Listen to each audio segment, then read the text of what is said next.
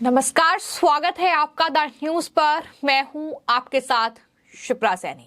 तमिलनाडु के मुख्यमंत्री MK Stalin और उनके करीबियों की मुश्किलें अब लगातार बढ़ती दिखाई दे रही हैं। दरअसल ईडी ने तमिलनाडु में बड़ा एक्शन लिया है। तमिलनाडु के उच्च शिक्षा मंत्री पोनमुडी और साथ ही डीएमके सांसद कथिर आनंद को ईडी ने समन भेजा है, यानी उन्हें पूछताछ के लिए बुलाया गया है। जहां एक तरफ सांसद कथिर आनंद से 24 नवंबर को ईडी पूछताछ करेगी, उन्हें 24 नवंबर को ईडी के सामने पेश होना होगा, तो वहीं पोनमुडी को 30 नवंबर को पेश होने के लिए कहा गया है। ये पूरा मामला मनी लॉन्ड्रिंग से जुड़ा हुआ है, जिसमें ईडी अब कथिर आनंद से पूछताछ करना चाहती है। और आपको मैं ये भी बता दूं कि डीएमके जो महासचिव हैं दुराई मुरुगन, उनके बेटे हैं कथिर आनंद, जिनसे पूछताछ इस पूरे मामले में होगी।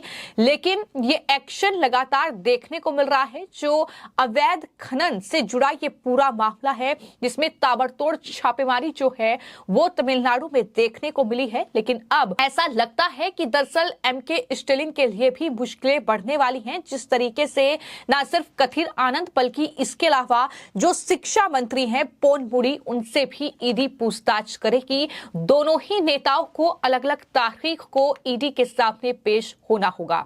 तो ईडी ने सांसद से जुड़े लोगों की संपत्तियों से कई करोड़ रुपए की जब्ती से जुड़े इस पूरे मामले में अब कथिर आनंद को समन भेजा है। 2019 का ये पूरा मामला है, जिस मामले में अब ये समन कथिर आनंद को भेजा गया है। और जिस तरीके से बताया ये जा रहा है कि एमके स्टालिन के बेहद करीबी लोगों में से एक हैं डीएमके महासचिव दुराईमुरुगन, जिनसे दरअसल जिनके बेटे से पूछताछ होनी है, तो कहीं ना कहीं ये कनेक्शन जो है सीधे सरकार तक पहुंचता है। और यही वजह है कि ये कहा जा रहा है कि ये बड़ा एक्शन ईडी का तमिलनाडु में हो सकता है, क्योंकि पूछताछ होगी तो गिरफ्तारी भी हो सकती है। आपको ये बता दें कि कथिर आनंद के जो पिता हैं वो डीएमके के महासचिव हैं दुराई मुरुगन, और यही वजह है कि ये पूरा मामला बेहद हाई प्रोफाइल मामला माना जा रहा है। 24 नवंबर को अब ईडी के सामने कथिर आनंद को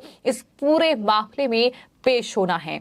ये नोटिस ईडी का उस वक्त कथिर आनंद को मिला है जब ईडी पूरे तमिलनाडु में अवैध रेत खनन के माध्यम से जो मनी लॉन्ड्रिंग का मामला सामने आया है उसमें जांच कर रही है।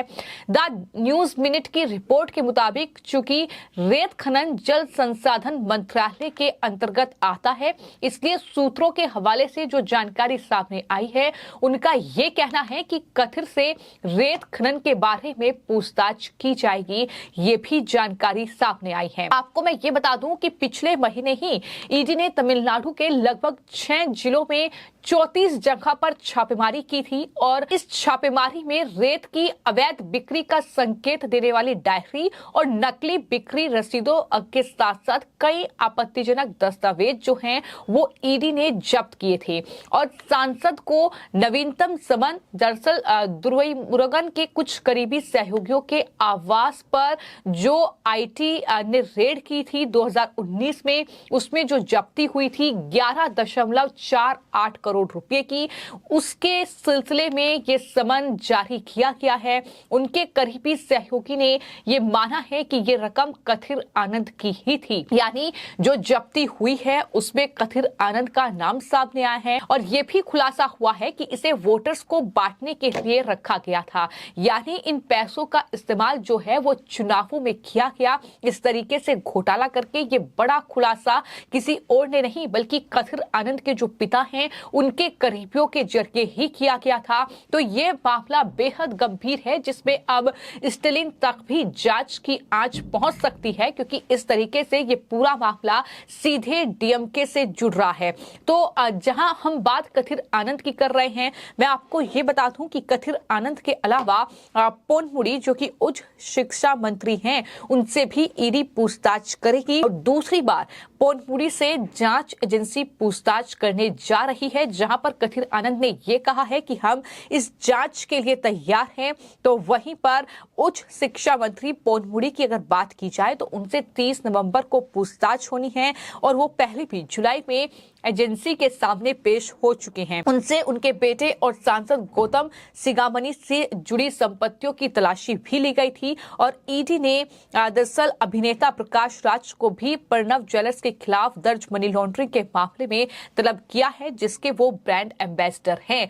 तो इस तरीके से ये एक्शन का दौर लगातार जारी है और हम देख रहे हैं कि देश भर में चाहे फिर राजधानी दिल्ली हो, पश्चिम बंगाल हो या फिर तमिलनाडु हो, इस तरीके से केंद्रीय जांच एजेंसी लगातार जांच कर रही है और इस जांच को लेकर तमाम विपक्षी दलों के नेता बौखलाए हुए हैं। तमाम आरोप वो सरकार पर लगा रही हैं कि सरकार केंद्रीय जांच एजेंसियों का गलत इस्तेमाल कर रही है और चुनावों के लिए इसका इस्तेमाल किया जा रहा है। लेकिन ये जांच जो है काफी पहले से चल रही है, ये काफी पुराने मामले हैं जहां कहीं ना कहीं सत्ता का साथ इन तमाम नेताओं को मिला है और इस तरीके से बड़े पैमाने पर ये घोटाले किए गए हैं। यही वजह है कि अब कथिर आनंद को लेकर के बड़ी खबर सामने आई है कि जो डीएमके महासचिव हैं उनके बेटे हैं कथिर आनंद, जो कि डीएमके के सांसद भी हैं और उनसे अब ईडी जो है 28 नवंबर को पूछताछ करेगी। मामले कई हैं, बताया ये भी जा रहा है कि दरअसल ये 11 करोड़ से जुड़ा मामला है। साथ ही ये भी कहा जा रहा है कि अन्य जो रेत खनन के मामले हैं वो भी हैं जिनसे पूछताछ हो सकती है। तो कुल मिलाकर कई मामले हैं जिसमें पूछताछ जो है वो उनसे करेगी ईडी। लेकिन क्या पूछताछ होगी ये आने वाले वक्त में देखना होगा कि क्या 24 नवंबर की जो तारीख ईडी ने दी है उस तारीख को वो ईडी के दफ्तर पहुंचते हैं या नहीं पहुंचते हैं, क्योंकि हमने देखा है कि तमिलनाडु में किस तरीके से डीएमके के जो नेता हैं और राज्य के मुख्यमंत्री हैं एमके स्टालिन, वो दरअसल शासन कर रहे हैं। किस तरह का एक कहीं ना कहीं रवैया उनकी तरफ से देखने को मिला है। कई उनके नेता जो हैं वो भ्रष्टाचार के मामलों में केंद्रीय जांच एजेंसी की रडार पर है और ये बड़ी खबर सामने आई है कि अब ईडी ने कथिर आनंद को दरअसल नोटिस दे दिया है और उनसे पूछताछ के लिए उन्हें बुलाया गया है। जब हम बात एक्टर प्रकाश राज की कर रहे हैं तो ईडी ने उन्हें भी पूछताछ के लिए बुलाया है और ईडी ने 100 करोड़ रुपए की एक पोंजी स्कीम के मामले में ये समन प्रकाश राज को भेजा है। इस मामले में ईडी ने तिरुचिरापल्ली के प्रणव ज्वेलर्स के यहाँ पर छापा मारा था और प्रकाश राज इसी प्रणव ज्वेलर्स के ब्रांड एम्बेसडर भी हैं, यानी उनकी एडवर्टाइजिंग वो करते हैं और इस सिलसिले में भी ईडी ने प्रकाश राज पर एक्शन लिया है। तो इस तरीके से उन्हें भी समन मिल चुका है। तो कई नेताओं को ईडी के दफ्तर पहुंचना है, अलग अलग तारीख जो है वो दी गई है। धोखाधड़ी का ये मामला जिसमें उनसे पूछताछ ईडी करना चाहती है। तो इस तरीके से कहीं ना कहीं प्रकाश राज वो एक्टर हैं जो कि पॉलिटिकल दुनिया में भी काफी सुर्खियां बटोरते हैं। किस तरीके से चंद्रयान जब लॉन्च हुआ था तो उस वक्त उनका विवादित बयान सामने आया था, सरकार के खिलाफ जहर उगलना, इस तरह की बयानबाजी करना उनकी तरफ से देखने को मिला है। लेकिन यही बात अगर तमिलनाडु में दरअसल कथिर आनंद की जाए तो उन्हें इस पूरे मामले में अब तलब किया गया है। 24 नवंबर को उन्हें ईडी के दफ्तर पहुंचना है। देखना यही होगा कि क्या कथिर आनंद जो ये कह रहे हैं कि हम जांच के लिए तैयार हैं, वो 24 नवंबर को ईडी के दफ्तर जाते हैं या केजरीवाल की तरह ही कोई बहाना बनाते हैं, ये भी आने वाले वक्त में देखना होगा। फिलहाल आपकी इस पूरे मामले को लेकर क्या राय है, कमेंट बॉक्स में जरूर लिखें।